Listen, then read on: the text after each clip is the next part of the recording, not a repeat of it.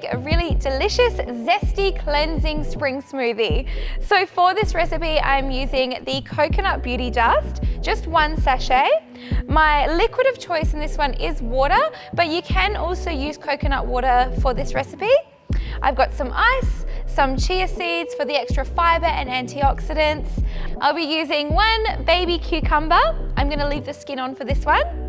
I'll be using 1 kiwi fruit. Now the choice is yours. You can leave the skin on for extra nutrients, or you can also take it off for the extra sweetness, whatever you like. And of course, 1 lemon. Now I'm just going to be using the juice of my lemon. So to make your recipe, just chuck all your ingredients into your blender and blend it until it's really smooth and creamy.